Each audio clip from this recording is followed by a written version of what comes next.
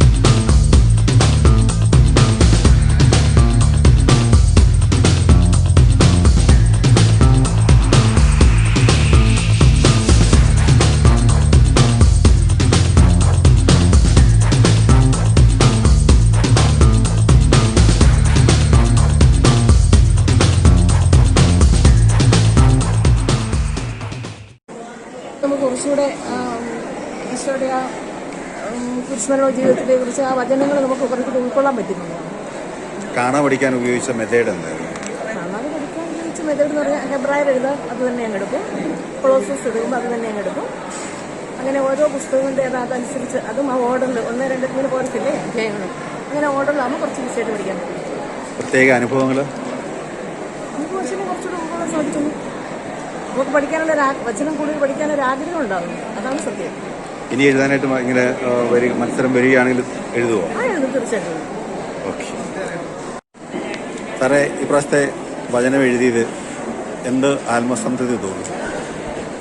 ഒത്തിരി ആത്മസംതൃപ്തി തോന്നുന്നുണ്ട്. കാരണം ദൈവവചനം മനഃപ്പാഠമാകുക എന്ന് പറഞ്ഞാൽ ദൈവത്തെ കൂടുതൽ ആഴത്തിലറിയാനുള്ള ഒരു അവസരമായിട്ടാണ് നമ്മളതിനെ കാണുന്നത്.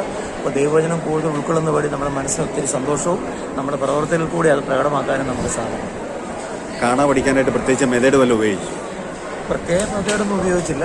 മനസ്സിനെ ഒന്ന് സ്വതന്ത്രമാക്കി വളരെ ഒന്ന് സന്തോഷത്തോടെ ഇതെനിക്ക് ഉൾക്കൊള്ളാൻ സാധിക്കണമേ എന്ന പ്രാർത്ഥനയോടെ എന്ന് വായിച്ചു. അതുകൊണ്ട് കൃത്യമായിട്ടും വചനങ്ങൾ എഴുതാനും അധ്യായവും ബാക്കിയും ഒക്കെ തിരിച്ചറിയാനായിട്ടും സാധിച്ചു.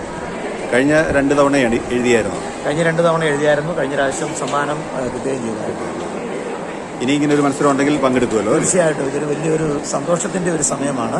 കാരണം ദൈവവചനം ആത്മസംതൃപ്തിയോടെ എഴുതുക എന്ന് പറഞ്ഞാൽ ഒരു ക്രൈസ്തവനെ സംബന്ധിച്ചിടത്തോളം ഇത് കൂടുതൽ സന്തോഷകരമായ ഒരു കാര്യമില്ല. നൂറുമേനി സീസൺ 3 ഒരു വലിയ അനുഭവമാണ്. കാരണം സീസൺ 1-ലും സീസൺ 2-ലും നമ്മൾ സുവിശേഷ ഭാഗങ്ങൾ കൂടുതലായിട്ട് കേന്ദ്രീകരിച്ചപ്പോൾ സീസൺ 3-ൽ നമുക്ക് പ്രത്യേകമായിട്ടും വെളിപാട് അതുപോലെ ലേഖനങ്ങൾ ഭാഗങ്ങളൊക്കെയാണ് നമ്മൾ പ്രധാനമായിട്ടും ഉൾപ്പെടുത്തിയത് എന്നുള്ളത് കൊണ്ട് തന്നെ ആ ഭാഗങ്ങളെല്ലാം കൂടുതൽ മനസ്സിലാക്കാനും ഒക്കെയും സാധിച്ചു. ഞാൻ സൺഡേ സ്കൂളിലെ ഹെഡ് മാസ്റ്റർ എന്നുള്ള നിലയ്ക്ക് ഒരു മുന്നൊരുക്കങ്ങൾ വളരെ കാര്യമായിട്ട് കുട്ടികളുടെ ഇടയിൽ നടത്തിയിരുന്നു. 10 ആഴ്ചകൾ കൊണ്ട് ആഴ്ചയിൽ 10 വചനം എന്നുള്ള രീതിയിൽ ക്ലാസ്സുകളിലെ ഓരോ ക്ലാസ്സിലും പ്രത്യേകമായിട്ട് പഠിച്ചുകൊണ്ട് വരാൻ പറയുകയും എഴുതിക്കുകയൊക്കെ ചെയ്തു. അങ്ങനെ ഒരു 100 വചനം ഇന്ന് ഇടവതര മത്സരത്തിൽ വരുമ്പോഴത്തേക്കും അത് എഴുതുവാനായിട്ട് തക്ക വിധത്തിലുള്ള ഒരു പരിശീലനമൊക്കെ കുട്ടികൾക്ക് കൊടുത്തിട്ടുണ്ട്. അതുപോലെ മതാധ്യാപകർക്കും അത് ആ രീതിയിലുള്ള പരിശീലനം ഇതോടൊപ്പം പഠിച്ചെടുക്കുവാനായിട്ട് സാധിച്ചിട്ടുണ്ട്. തീർച്ചയായിട്ടും ഈ നൂറുമേനി സീസൺ 3 വചനം കൂടുതൽ മനസ്സിലാക്കുവാനും നമ്മുടെ കർത്താവിനോടൊത്ത് ചേർന്നുകൊണ്ട് കൂടുതൽ അടുത്തുകൊണ്ട് ജീവിക്കുവാനും എല്ലാവരെയും കൂടുതൽ സഹായിച്ചിട്ടുണ്ട് എന്നുള്ളത് തീർച്ചയാണ്. സ്നേഹിക്കും. എങ്ങനെ ഉണ്ടായിരുന്നു വചന എഴുത്ത്? നൂറുമേനി കുഴപ്പമില്ലായിരുന്നു. എല്ലാം കാണാൻ പഠിച്ചിരുന്നോ? കാണാൻ പഠിച്ചു. എത്ര വചനം എഴുതി? 22 എഴുതി. ഓക്കെ. കാണാൻ പഠിച്ചപ്പോൾ എന്ത് സന്തോഷം തോന്നിയോ? അതോ